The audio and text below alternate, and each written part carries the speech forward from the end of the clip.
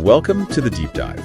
So today, we have a really fascinating story, and it's all thanks to you, our listener. Oh, this is going to be good. Yeah, you guys sent in this incredible document, and it details the life of a man named Doby. And let me tell you, his life was anything but ordinary. You can say that again, just skimming through this thing. I mean, talk about twists and turns. Yeah, and our mission today is to really dive into those key moments, those moments that show just how adaptable Doby was. We're going to talk about the prejudice he faced, but also the deep camaraderie he found, and ultimately the impact he had across like a crazy range of fields. The impact is what gets me. I mean, looking at where he started and where he ended up, it's almost like two different people. But it's all connected. Right. And we're going to see how. So, like, right off the bat, Doby tries to join the Air Force. Makes sense, right? Seems like a pretty classic starting point. Yeah, totally. Except it doesn't exactly go according to plan. Picture this. Cleveland, Ohio.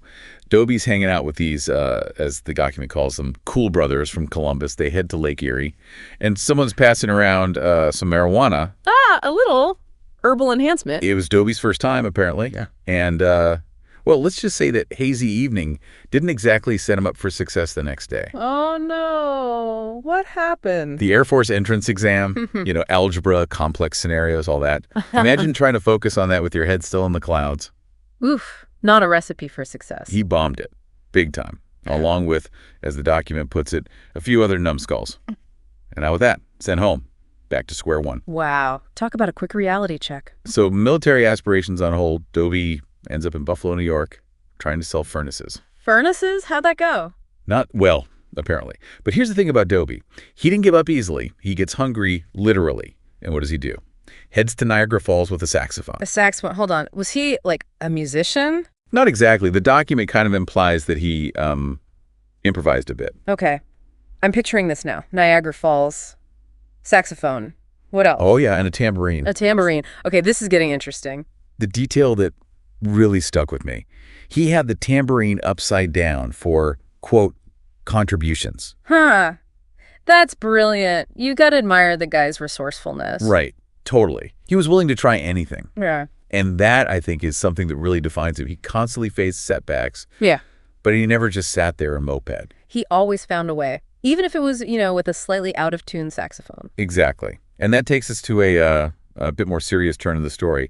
A letter arrives from the FBI, and it forces Doby to take his military obligations a little more seriously. Uh-oh. Sounds like trouble. But before that, there's this incident in Sharon, Pennsylvania. Stolen jewelry. Oh, wow. At the last minute, he decides not to put the stuff in his car. Good thing, too, because he gets pulled over. That was a close one. Yeah, dodged a bullet there. But the next morning, a police officer shows up at his door, then a detective. And Doby finds himself downtown, handcuffed to a radiator, getting grilled about his friends. Oh, man. You can feel the tension in the document. He was terrified. Yeah. Especially because his dad had been very clear about one thing. Don't end up in jail. No phone calls home if that happened. So what did he do? He came up with a plan. Involved a lot of fake sobbing, like a whole performance. Wait, really? Yeah, the document says it was totally over the top, but the fear was real.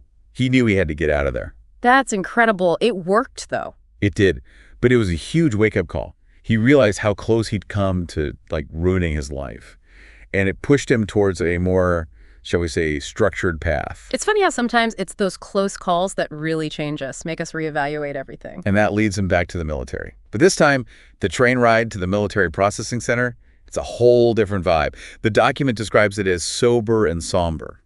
You get the sense he's taking it seriously this time? Oh, yeah, completely. This time, he enlists successfully.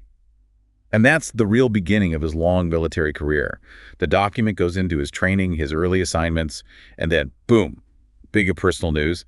His first child, Brian, is born. Wow, all while stationed away. That must have been tough. You can imagine. But then, when something really interesting happens, he starts seeing all this racial tension within the base community. Yeah. And he doesn't just ignore it. What does he do? He takes action, organizes the Afroculture Workshop, and becomes its first president. That's proactive. He's like identifying a problem and coming up with a solution. Exactly. And there's this one moment, it's really powerful. A potential conflict arises, and he steps in, emphasizes nonviolence. The document even draws a parallel to Dr. Martin Luther King Jr. So it's not just about, creating a social club. It's about addressing real issues. Yeah. deep stuff. And you can see, even then, his commitment to peaceful resolution, to bringing people together. It's pretty remarkable. You know, it's like those early experiences laid the groundwork for everything he did later on. His work with equal opportunity, everything. Which, speaking of, that's the next big chapter. We're talking about Doby's deep involvement in equal opportunity initiatives within the Air Force. And this is big.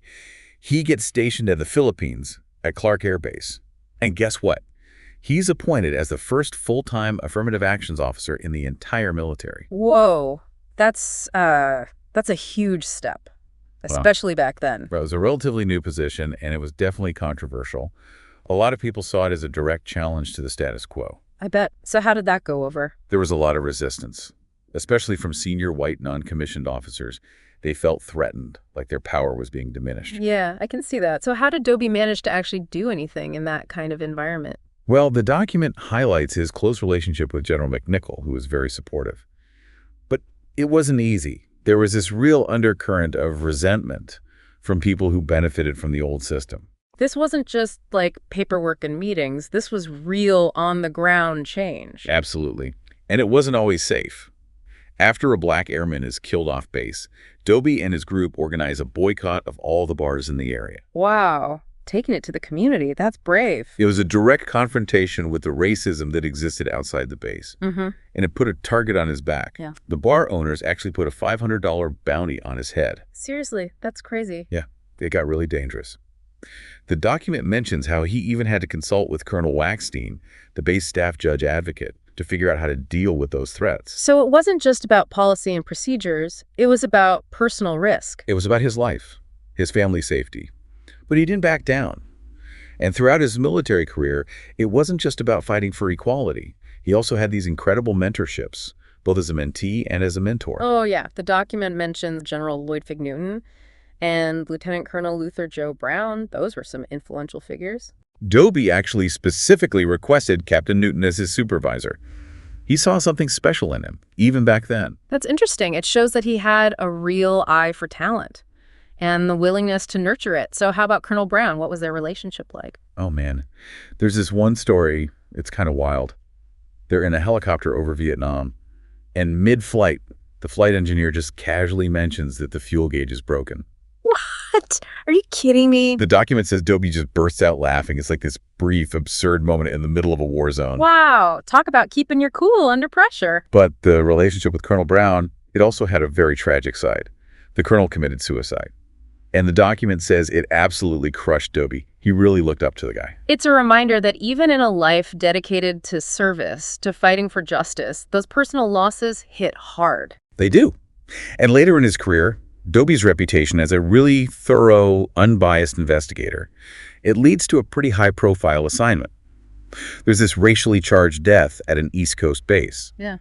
And the commander, General Daniel Chappie James Jr. The Air Force's first African-American four-star general. That's huge. Huge is right.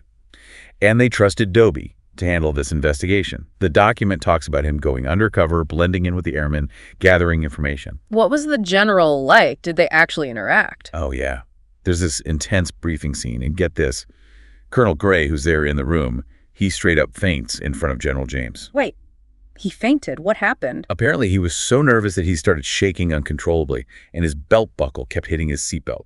It's a small detail, but it really paints the picture of the pressure in that room. You can practically feel it. So after 20 years in the Air Force, Doby transitions to civilian life in Houston, Texas. A whole new world. It was. And it wasn't easy. He starts looking for jobs, and he's immediately hit with, like, blatant racism. It's jarring, especially after all his work on equal opportunity in the military. That's got to be so discouraging. After everything he did, to be met with that kind of prejudice? There's this one moment, it's heartbreaking. A personnel director tells him point blank that they hired the white guy they wanted like they always do. Awful. But that's Doby, right? He doesn't let it stop him. Nope. He ends up getting hired for a human relations position. And he didn't even have formal training. But he had experience. He had instinct. He knew what was right and wrong, and he knew how to handle people. That's got to count for something. Right. There's this great story about his first day. He meets a guy named Mr. Pomo. And Doby, being Doby, he starts recording their conversation just to document things, always thinking ahead. Smart move. Yeah. So how did his career in Houston go after that rocky start? It took off. He became the minority business manager, got involved with the mayor's office, started these amazing programs like One Day Plus and Job Plus, all aimed at helping inner-city teens find jobs. Sounds like he really found his stride in Houston, making a real difference in the community. Yeah, and getting recognized for it. He even received an award from President George Bush. But he also considered running for office in Houston himself. Really? What happened with that? He ultimately decided against it. He was worried about causing conflict within the community. It shows, I think, that he wasn't just driven by ambition. He was thinking about the bigger picture. Always putting the needs of others first. That's a recurring theme with him. Then comes another big move. He gets a job offer that takes him back to Cleveland. So, back to his roots. What was the job? Contract compliance manager at the Port Authority. And let me tell you, he walked into a hornet's nest. There was all this corruption, especially with minority contracts. Oh, man. What kind of corruption? Funds that were supposed to go to minority-owned businesses were being diverted to larger white-owned companies. And rumor had it that the mayor himself was involved. Classic. The good old boys club. It was a mess. And Doby was in the thick of it. He started investigating, gathering evidence, but it was dangerous. He got threats. I bet. You don't just expose that kind of stuff and get away with it. What happened? There was this incident in a men's room. Someone turned off the lights, and he could hear people coming in. Oh, that's creepy. Did he get hurt? No, he was okay, but it was a message. They were trying to scare him off.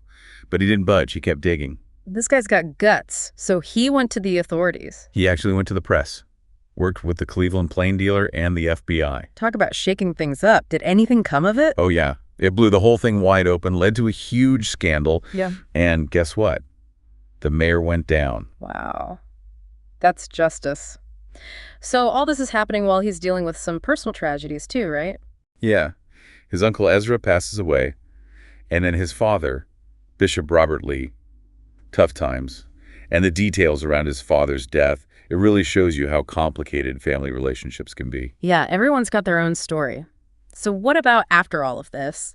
Did Doby finally settle down? He remarried, and he settled in his hometown of Warren, Ohio. But you know, Doby, he can't stay still for too long. He enters local politics, becomes the president pro temp of city council. Of course he does. Public service is in his blood. Absolutely. He gets involved with the Glenville YMCA, and he actually ends up winning the election for city council president. And later, he's inducted into the Ohio Veterans Hall of Fame, like a culmination of his entire life of service. It's amazing. Looking back at everything he accomplished, it really makes you think, doesn't it? It does. The document's closing reflections, they really highlight the consistent thread throughout his life, the adaptability, the unwavering commitment to justice, the fact that he was so often a first in so many things. And then, to top it off, his granddaughter, Alaris, is born. It's like this beautiful full circle moment. You get the feeling he achieved a real sense of peace. And eventually, he decides to step down from his position as city council president to focus on family and volunteer work. And that's where this deep dive into his incredible life ends. It's really something else. I mean, what are your biggest takeaways? What stands out to you most from all of this?